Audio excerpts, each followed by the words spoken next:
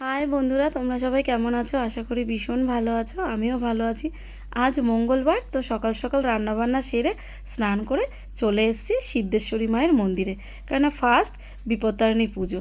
প্রতি বছর আমি পুজো করি, এখানে এসেই মায়ের পুজো দিই। কেননা এখানে ভীষণ জাগ্রত আর সব দিদিভাইরা এখানেই আসে। তো চলো, মোটামুটি বেশ ফাঁকা আছে। এর আগের বার তো বিকেল 5টা বেজে গেছিলো।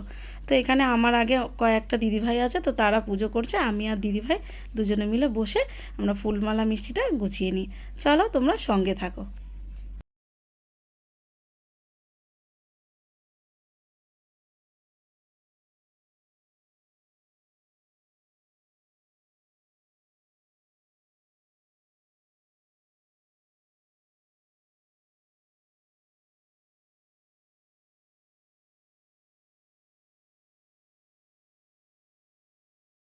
আমাদের গোছানো হয়ে গেছে, এবার মায়ের মন্দিরটা তোমাদের একটু ঘুরিয়ে দেখাচ্ছি।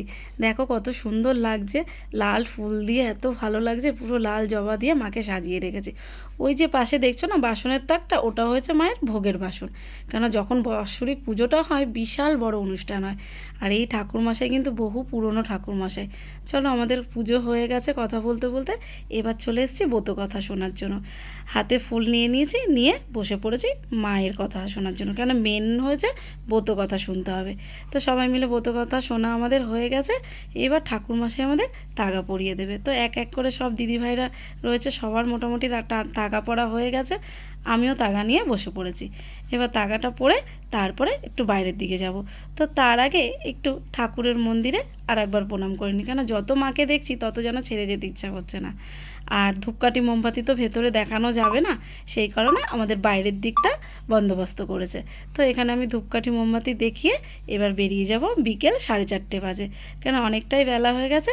চলো, দেখতে দেখতে শিব মন্দিরে প্রণাম করে চলে এসেছি বাড়ির দিকে। তো লুচি